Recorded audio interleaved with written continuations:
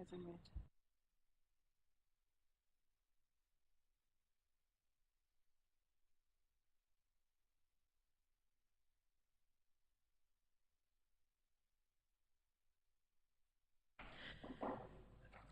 Good evening, everyone. I'm Councillor Maureen Cleater, the Chairman of the Housing and Community Cohesion Policy Advisory Committee, and I'm pleased to welcome you to this meeting. The meeting will be broadcast live and recorded for playback on the Council's YouTube channel. Will anyone else be recording the proceedings? I ask so that people at the meeting will know if this will be happening. Anyone likely to record? Councillor Dawes. I'll reserve my right. Thank you. If the fire alarm sounds during the meeting, please remain seated and members of the Democratic Services team will assess the situation and give further instructions on the evacuation of the building if necessary. Over to the agenda. Item 1, apologies. I already have apologies from Councillor Oliver, who's let me know that nobody is substituting for him, so that's fine. Are there any other apologies, or are we just waiting for late entrance? Right, okay, thank you. No substitute members. I have no urgent items. And I can see no visiting members. Are there any disclosures by members or officers? No disclosures.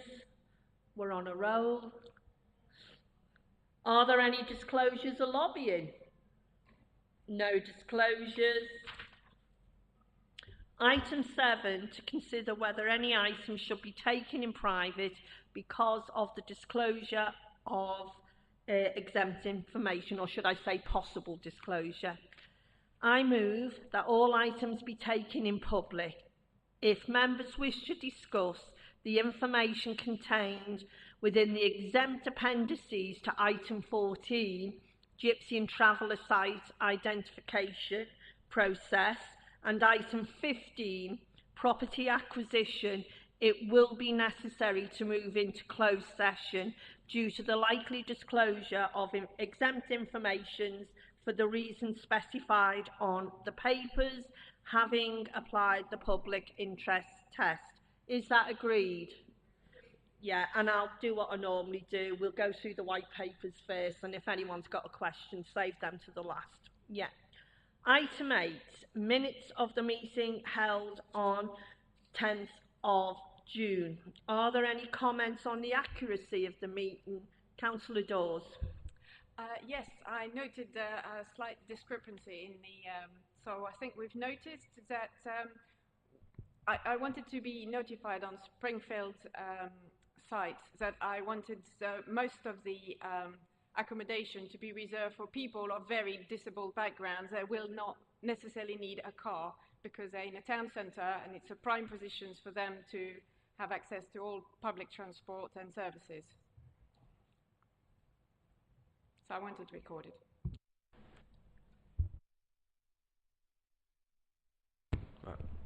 Thank you, Chair. I've conversed with Councillor Dawes this afternoon and gone back and recollected from the minutes of the meeting, and I can propose the following suggestion. If you go to item 19 in the minutes, and on the end of paragraph 2, you can see subsequent questions were raised whether there was sufficient accommodation of car and motorbike parking in the area. I propose that following that, the following wording is suggested, and suggested whether more public accommodation could be reserved to disabled residents with close access to the town centre, as that was a sentiment expressed by the committee.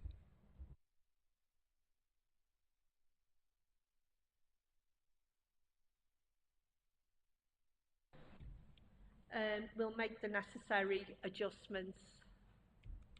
So are you just waving at me, or is there a fly, Ms. Collier? No, it was just a little fly. The trials and tribulations of a summer meeting. Anyone else who's got a fan, please feel free to use it. So, basically, with that noted amendment, Do we agree the minutes? Thank you very much. They are agreed and I will sign them after the meeting as suitably amended. Right. Item 9. Forward plan relating to the committee's terms of reference. These are on pages 6 to 11. Are there any comments on the forward plan, or do Cabinet members wish to make any comments? Right, so I move that the forward plan be noted. Is that agreed? Item 10 is communication and community engagement strategy, pages 12 to 35, and the recommendation on this is on page 12. It will be introduced by Councillor Nagy, Cabinet Member for Community, Cohesion and Safety, and officers present: Sally Smith, Communications, Marketing and Events Manager, and Anna Collier, Head of Insight Communities and Governance. Councillor Nagy. Thank you, Chairman. NBC's Communications and Community Engagement Strategy 2025 to 2035 supports the overreaching corporate strategy which prioritised putting people and the environment first. This is the first time NBC has combined communications and engagement into one plan, a change that reflects how closely connected these two work streams are. As the county town of Kent, Maidstone plays a vital role in regional well-being. This strategy aims to build trust, enhance participation and foster a strong sense of place through inclusive, transparent and responsive communication and engagement. The strategy is structured around three core priorities: building trust with the community, enhancing community participation and engagement, installing a strong sense of place, and the recommendations to approve the communications and community engagement strategy as presented, endorse the implementation of the outlined actions under each priority, and support the integration of any additional indicators or suggestions made by the committee to enhance the strategy's effectiveness. Thank you. Thank you, Councillor Nagy. Do any of the officers wish to say anything now, or you want to wait until you've had questions? Yeah. Councillor Dawes, because I know you said to me in advance you had some questions. Thank you, Chair. I have to say it's very commendable to do a community engagement, and I applaud you. I mean, there is a lack of trust between the public and what the local governments are. It's all very good, and I wish we carry on doing that, but I think we're missing something very big, is what last year happened. Last year we changed a bin contractor that was from the previous elected members, but that doesn't mean that we don't have we need to be accountable for what happened, or what made most of the population angry with when the bins didn't get collected. And I think we need to start with this. We need to start with a review of how the contractor went, so we can just explain, yes, things went wrong, and we are learning from our mistakes, and it's not going to happen again in the future. But until I see that, I can't quite see how we can build trust without reviewing our mistakes. So for this committee, are you asking for us to review our comms around that? Because that is the purview of this committee. To do with the actual, you're nodding, so I think that's what you're asking for. Is there any way we could have improved communications around that? The rest of the stuff around the sewers contract is another pack. And there's nothing to stop you raising it at that particular pack, or with the cabinet member, which is Clive. Yeah. Yeah, there was some discrepancy in the communication. That's what my residents have said. They say they've tried to talk, and then they was told the wrong information, and that really angered them. So they really wanted to make a point on how we work. Okay, out. Thank you, Councillor Dawes. Do any of the officers want to come back on that, or are we okay with the explanation from the chair?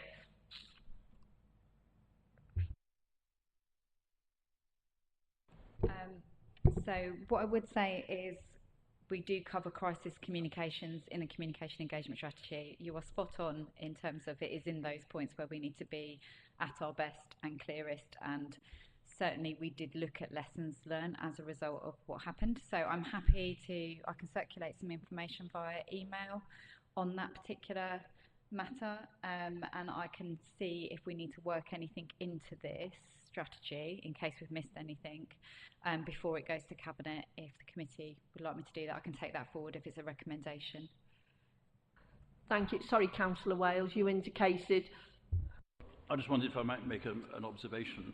The communication strategy is 25 to 35, not 23 to 33. And the strategy is about going forwards, not backwards. And I rather think that the principles in here, if applied earlier, would have saved a lot of problems with the bin contract. But applying them now, we don't need to go into what didn't happen, because it will happen from now on. Thank you, Councillor Wales. Any other questions on the comms strategy? Councillor Burke. Sorry, on page 21, I was reading the 4 bullet points, and I'm just not a fan of the wording. I don't really know what they mean, to be quite honest, and I don't know if people who might read it might understand what they are, because a higher quality place, you know, for a communication strategy, I don't really know what that means. I've tried to read it, I just don't really understand. And the same going for resilient communities and fair economy for people, I get, but I don't understand why we're linking it in with planet. Angela, thank you. Thank you, Chair. So these are actually our overarching corporate priorities. So the 4 new corporate priorities as agreed as part of the corporate strategy for the next 10 years. So these were agreed last year and would have come through committee on their way through. So you would have had an opportunity to comment. I am more than happy to send a link to the document round to all of you so you can have a look, because under each one we do have an explanation of what we mean by that priority and the actions that are included in it. So that will hopefully give you a better understanding. For example, Quality Homes for All is a push on having more social housing, more affordable housing and higher quality housing in the borough. Fair economy for people and planet is very much focused on the circular economy locally. It also includes our arts and culture offering is in there as well, but having a thriving place. And resilient communities is very much an area this committee will be focused on, and that's a place where people can have pride in where they live, a sense of belonging, and we put in place appropriate community infrastructure, and actually this strategy is quite integral to supporting that one.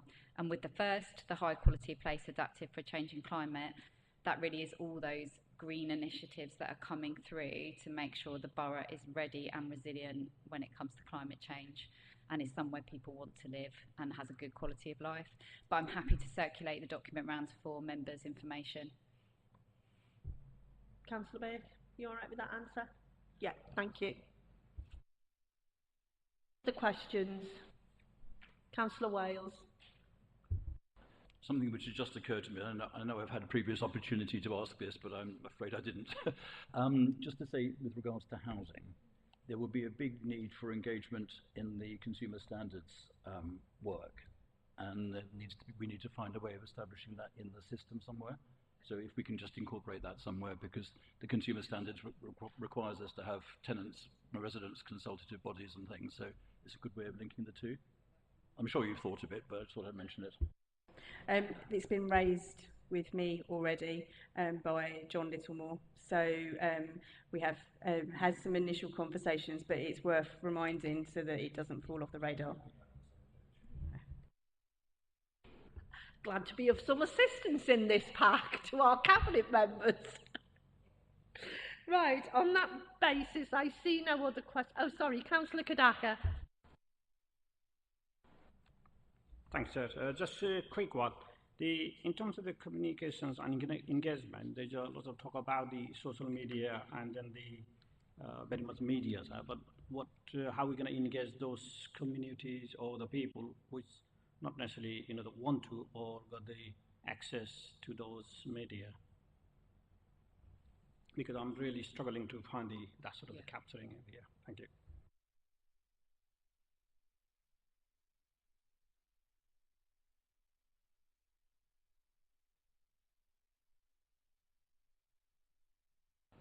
Yeah, so the strategy is based around, whilst social media and self-promoting is a part of that, the idea is being able to put our messages out there without them being twisted by other people that might be covering our work, but we do acknowledge that not everyone will be getting their news from NBC that way. So it also encompasses the Borough Insight magazine as well, and creating as many touch points as possible within the community to be able to get our messaging out there and communicate with those harder to reach individuals as well.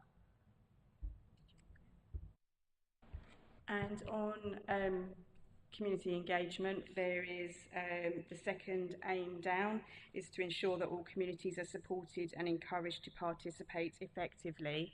What we've named there specifically is to directly engage with those communities who are less likely to respond to our consultations. So we've undertaken analysis of those parts of our community that are less likely to engage.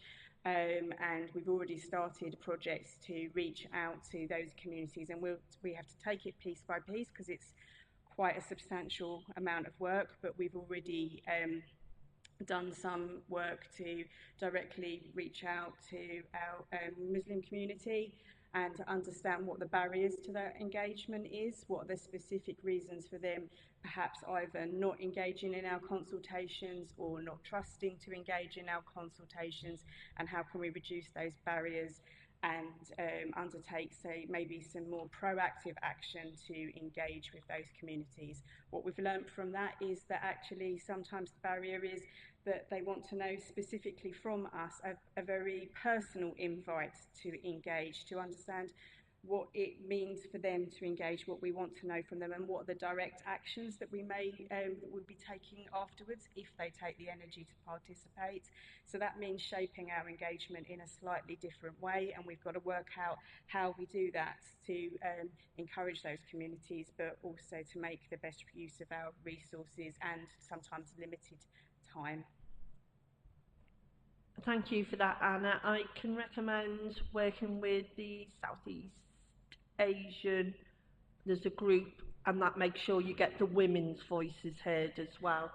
They're based in Marsham Street. I know councillors have had, and I know the previous mayor went to their launch. So it's just about making sure we're getting that rounded voice as well, and the women's voices are heard. Would you mind doing an introduction? Would that be possible? Yeah, that'd be wonderful. Thank you very I'll much. introduce. Yeah, I've got the emails there, so I'll do that.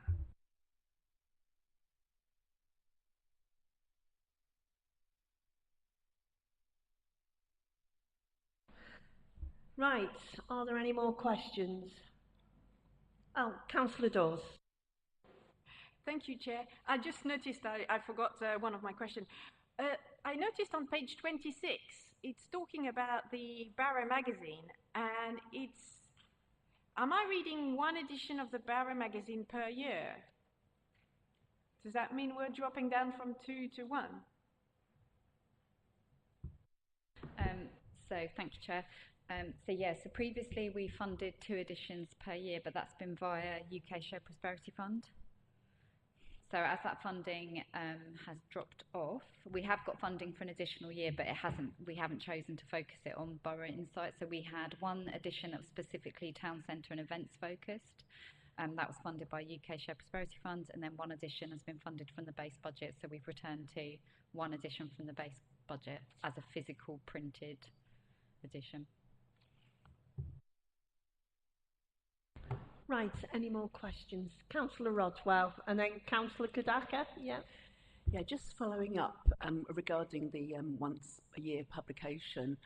So thinking about the elderly demographic that are not on social media, and I'm thinking in my own ward, we have a huge elderly demographic. I'm not saying elderly people that are not on social media, but I know there is a lot that are not.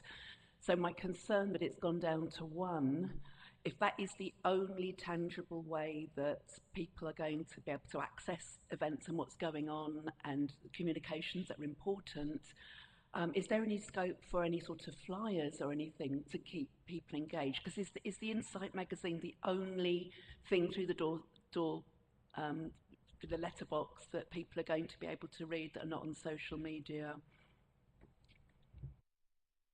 Councillor Kadaka, do you want to ask your question and then we'll go back to the officers? Thank you. Thank you, Chair. More or less very much similar to what Councillor was saying. In terms of just going back to that, I was saying the point about the communication or the method of the communication. It might be what like other organizers have done in the past, using not only the English language, probably in terms of the other language as well.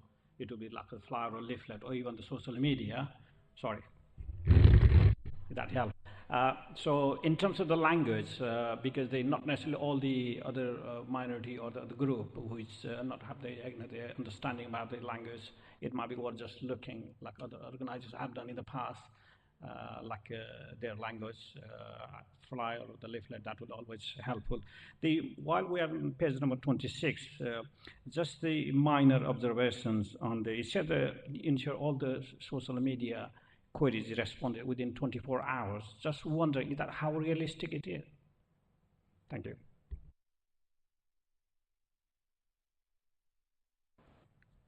So the social media, the customer service team do monitor inquiries via our social media. So they do seek to respond to them within a 24-hour period, as it is within business hours.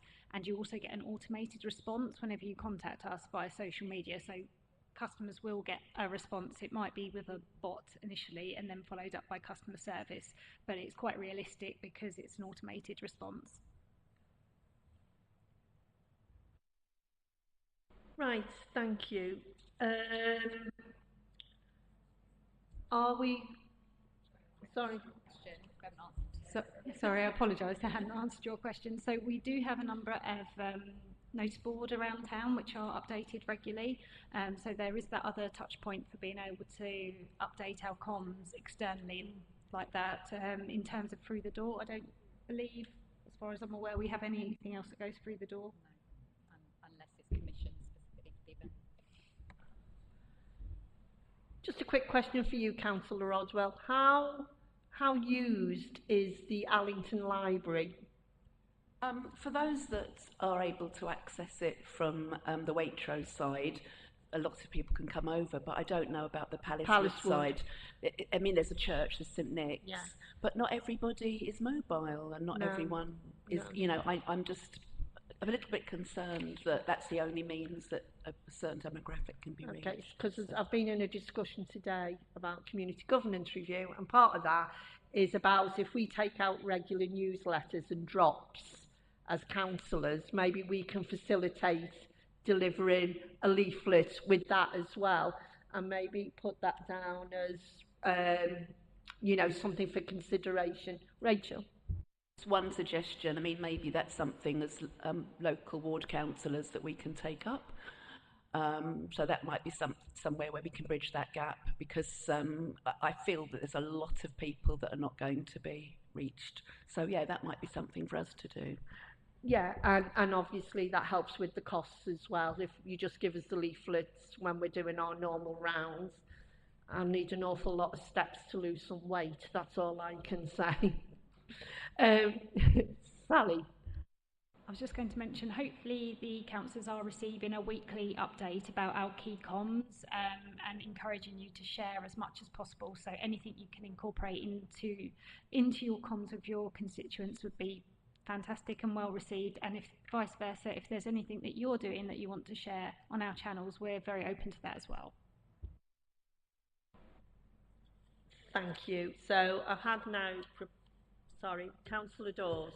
Chair, I was wondering whether maybe we can make an amendment to, if that's a possibility, about the Barra Insights, that if part of the budget is not spent and we have enough money in the kitty for running one more editions, whether that would be something that the NBC would be potentially considering?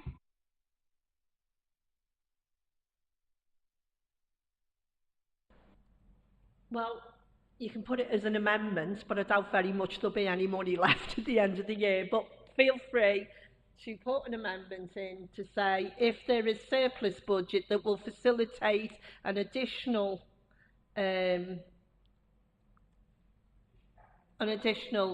borough insight, then it should be considered by the Cabinet, because we can't instruct the Cabinet to do anything. Sorry. Yeah, I'm happy to second it from the chair. Yeah, if that makes sense. And with that amendment, are you happy to move the recommendation on page 12 as amended? Agreed? Thank you. Item 11 is the community grants policy, pages 36 to 50, and the one recommendation is on page 37. Are you introducing this, Angela, or Councillor Nagy? Who's the officer? Only because I've got another officer's name down. Yeah, okay, so yeah, thank you. Councillor Nagy, over to you. Thank you, Chairman. I'm very pleased to present the proposed community grants policy, which sets out a clear and consistent framework to ensure we make the best use of the limited available funding to community groups in Maidstone. The aim of this policy is to foster engagement between community organisations and Maidstone Borough Council on a wide range of activities which promote community and well-being, reach the most vulnerable and disadvantaged in our communities, and to enable them to access the support and services they need. Invest in local organisations that are able to provide high quality services and to make a significant contribution to well-functioning and resilient communities. Maximise the impact of council funding by supporting sustainable projects that demonstrate clear outcomes and value for money. We aim to support projects and services that align with our corporate strategy and deliver tangible benefits under the following key schemes: arts and culture, nature recovery, health and well-being, community resilience, preventing financial exclusion. The policy introduces defined funding brands for small, medium and large grants, clear eligibility and assessments criteria, a structured application and monitoring process. It also reflects our strong commitment to equality, diversity and inclusion, including the Council's decision to recognise poverty as a local protected characteristic, ensuring that funded projects actively consider and address the needs of those most at risk of being disadvantaged. By adopting this policy, we seek to strengthen our partnerships with local organisations, improve operational efficiency, and ensure that public funds are used effectively to support the people and the communities who need them most. I commend this policy and ask for your support in recommending its adoption to Cabinet. I'm happy to take any questions, and officers are also available to take questions. Thank you. Thank you, Councillor Nagy. Does anyone have any questions? Councillor Burke. Sorry, just one thing. Page 44, section 4.2. When it goes to small grants, I just don't know what light touch reporting stands for. I'm just worried. Does that mean when it comes to monitoring, we do less of it? I'm just worried if we're giving grants out, are we not monitoring it as much because we assume £5,000 is small, for example? Yeah. To that, sorry, Ms. Sorry, Collier. me, nominated myself. Yeah, it's proportionate really. It's, it won't mean we won't engage or we won't monitor, we will do, but it will be more personal contact rather than requiring lots of formal reporting with KPIs. Really, it's to reflect the work that's being undertaken is normally for really small amounts of money, sometimes like about £100 to £200, asking community groups and VCS organisations which have very minimal support staff, often mainly based volunteer staff, to go through that kind of rigorous KPI setting and responding is taking their resources away from the work that we want them to do, which is in the communities, and asking them to undertake a lot of administration. So what we'll often do is conversations and making sure the money is being spent in the right way. And we want to know that information. We want to know what's going on because it's really useful, but it's much better kind of via email and in conversation than a formal written response. Any other questions? Councillor Kadaka. Thank you, Chair. I do have three questions, so I'm going to go one by one. That will help.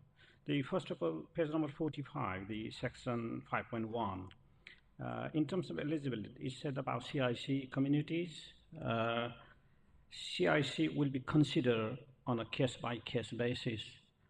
I know half dozen communities, they have been registered as CIC, putting them under that category. I don't think that's justifiable. That wording got to be, I think it's got to be a slightly tweaked. So those committees can be considered rather than considering as a case-by-case basis. Does it make sense? Thank you. That's the first question, by the way. Do you want to do the other two questions and then we can come back here? Sure. So second one is just a minor admin, I believe, 5.2. It said about the children, young people. It's just the consistency. At the further down, it doesn't say young people. It's just very minor, but if we're going to say children and young people, just keep the same wording. I think further down in document, that's very minor, by the way. Third one, 5.4. It sets out the criteria under the eligibility about the EDI, data protection, health and safety, modern slavery, and then human trafficking. However, if you go to further page number 48, while you are assessing the applications, modern slavery and human trafficking do not been taken into account. So it has just been missed, or it has not done any to take into account. Thank you. Yeah, we'll pick that up. I mean, that's yeah, thank you for observing it. It's just an oversight in what's been copied over. Take your point on young people, and then I think I need to go away. Well, it won't be myself, but I'll pass it on to members of my team to look at your point on the CICs, unless you want to make a recommendation or an amendment here tonight. What would you like to do? Do you want to make a recommendation or amendment, or are you happy for officers to go away and come back to you? It's up to you. I'm more than happy to, if we could get them amended. If officers go away and get them amended, I'll be happy with that.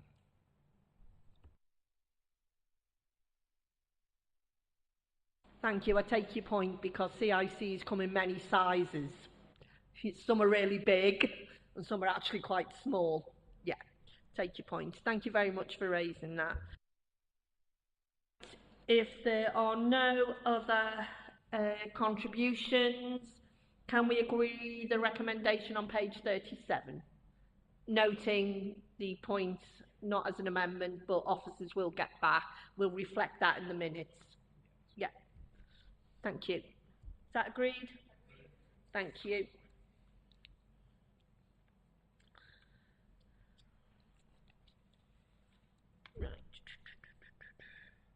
Right, next item is the Community Resilience Fund, introduced by Councillor Nagy. Thank you, Chairman.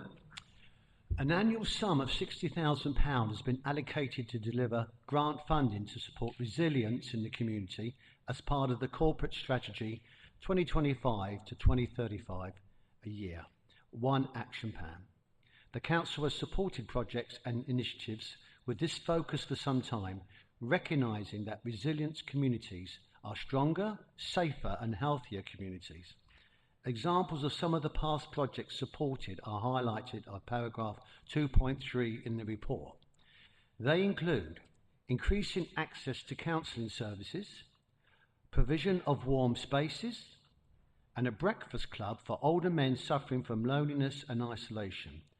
The criteria, outcomes, and learning from previous community grant schemes have been reviewed, and consideration has been given to grant approaches and best practice. Community resilience remains a focus for many local authorities. It is felt that local resilience fund should remain focused on projects that improve the mental and physical health of communities. However, a great emphasis has been placed on partnership working and sustainability in the criteria. The criteria for fund has been kept quiet abroad, that's right, as there are a range of activities that can support communities, from projects offering education and skills to those preventing social isolation and loneliness. Applicants can apply for up to £4,999 for projects and up to £9,999 for projects that can demonstrate partnership working and sustainability outcomes. All applications will be required to demonstrate who will be supported in the Maidstone community, what impact it will have on their health and well-being, how the project will be delivered, how the grant will be spent, and how they will measure outcomes / performances data. The scheme will be delivered in line with the Council's community grants policy. I'm happy to take questions. Thank you. Thank you, Councillor Nagy. Do we have any questions? Okay, I see nobody asking any questions, so do we agree the recommendation which is on page 52? Agreed? Thank you very much. Thank you, Councillor Nagy. Right, we are now coming up to item 13, which is the Gypsy Traveller Site Identification Process, which is on pages 61 to 74. That will be introduced by Councillor Wales, Cabinet Member for Housing and Homelessness, and Philip Morris is also available to answer any questions. There are 4 recommendations on page 62. We are discussing the white papers, not in this open session. If you have any questions on the yellow papers, could you please leave those to the end and indicate to me if you do have any questions on that, because I'd rather take them all in one so we're not dipping in and out of closed session, if that makes sense to everyone. This is always a particularly hot topic, so can we ensure that the language used and the comments made reflect our diverse and inclusive community? Not that I'm suggesting anyone here would do otherwise, but I want to make that point in public. So, Councillor Wales, over to you. Thank you very much, Chair. Just to point out that the yellow papers referred to agenda item 15 and 16, but it's 13 and 14. Just for the sake of clarity. Well, that shows I need to clean my glasses a bit more often. Thank you. I don't think you typed it, though. Firstly, thanks for your introduction, because this is not about the need for a Gypsy and Traveller site. It's not about where it's going to be. This is it relates to the identification and proposed acquisition process, and the process to acquire a suitable public Gypsy and Traveller site with the aim of delivering up to 15 new places, 15.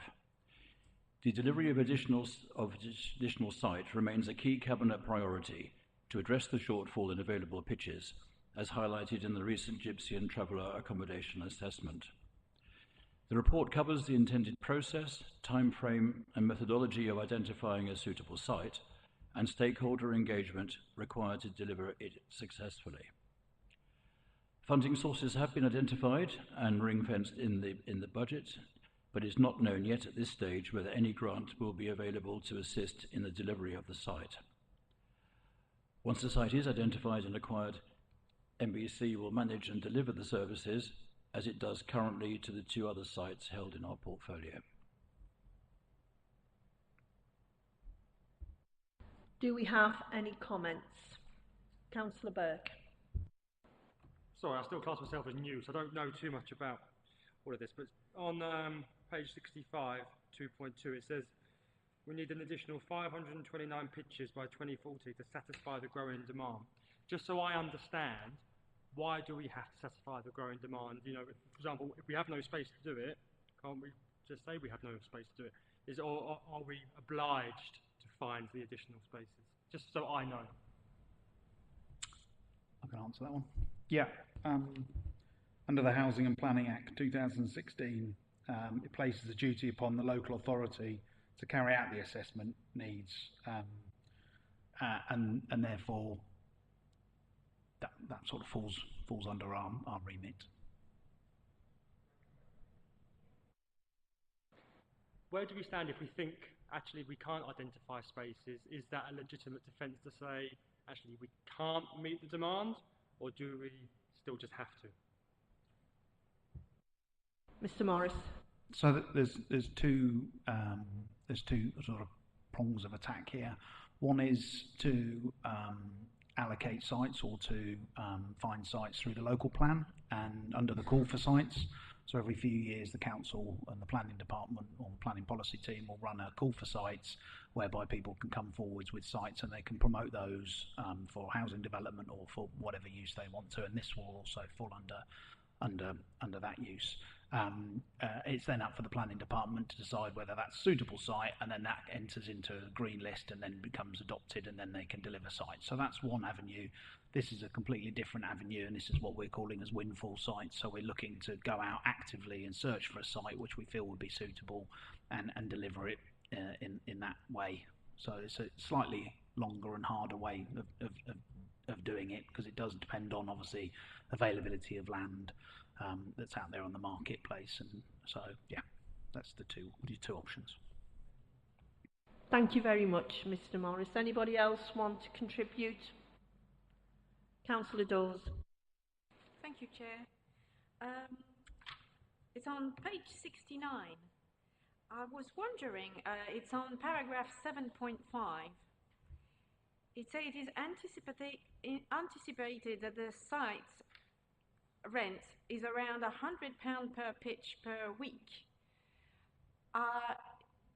Has it been reviewed in the past few years, the rental sites prices for G&T? How does that go? So there are guidelines, on this, and they give a range of what they feel is acceptable for charging. So that figure of 100 is well below the top end of where they feel that the sort of level that should be charged. These will be new properties. So we do hold 2 other sites within our portfolio, and the rents are comparable. The ones we hold at the moment are lower than this, but obviously they are sort of second hand, and we've had them for some time. So that's where we think the level is. It's just a guidance at this stage, and obviously there'll be further work done on it as we get nearer, and if it needs adjusting, then it will be adjustable. May I ask, who set the guideline? Is it a central government? Is it KCC? Is it us? So KCC do have a policy. I believe that's where that's come from, but there is a lot of national guidance and policy, but I believe it's a KCC guideline. Thank you, Mr. Morris. Any other questions from anyone else? Right, how many questions have you got, Councillor Dawes? Because if you've got a number, we'll take them all at once. Save hands bobbing up and down. It's always the same matter. I'm just concerned that the pitches for G&T are only £100 a week, which make it £400 a month. When to rent just a room in Maidstone, it's costing between £400 to £800. So that sounds a very, very cheap level of accommodation. That's what I was getting at. Sorry, can I just check, Mr. Morris, that the figures quoted are not cast in tablets of stone, and they are going to be reviewed as the policy goes through? I take exactly the point you're saying. However, I think the figures given as guidance, not as sacrosanct. Is that my understanding, Mr. Morris? It is. The top end of the guidance is £130 a week, just to let you all know. Okay, thank you very much. Any other questions? On that basis, then you have 4 recommendations on page 62. And again, this isn't about where the site is, who's going to live there. This is about the process and the policy. Are those recommendations agreed? Thank you.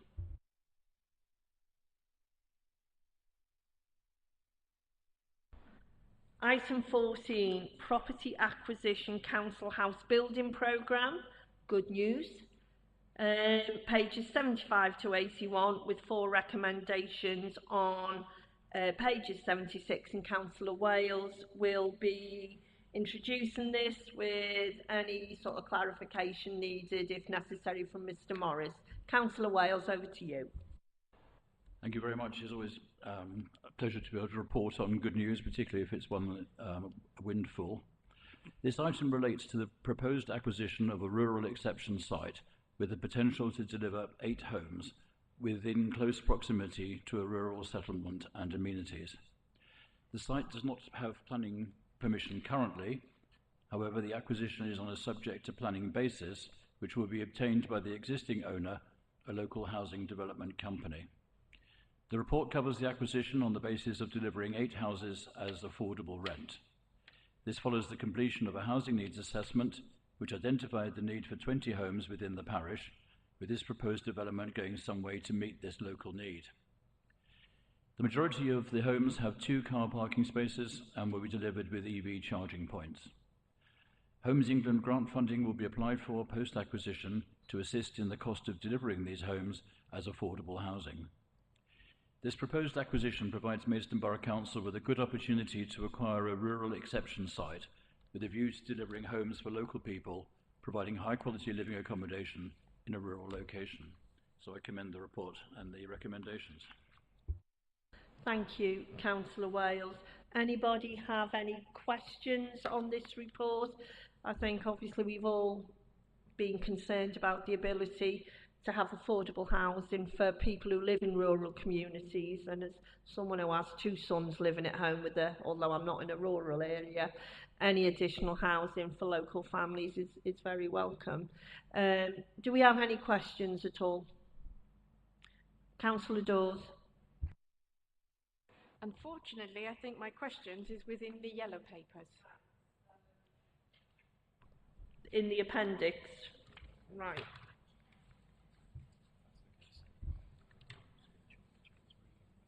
Yeah.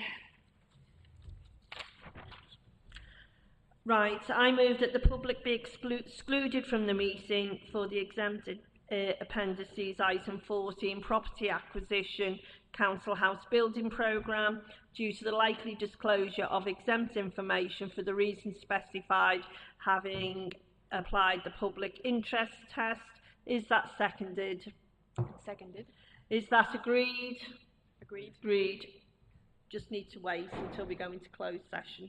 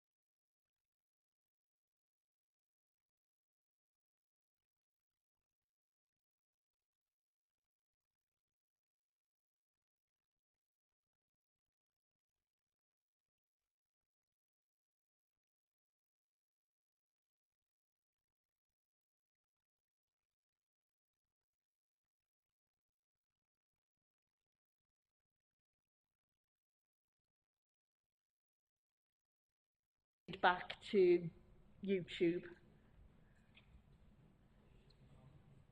Yeah.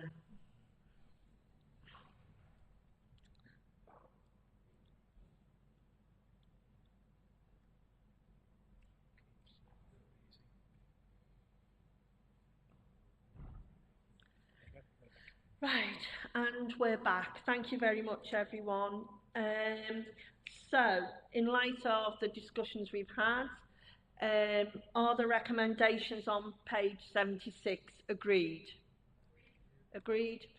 Thank you very much, everyone. I now declare this meeting closed. Have a lovely rest of the evening.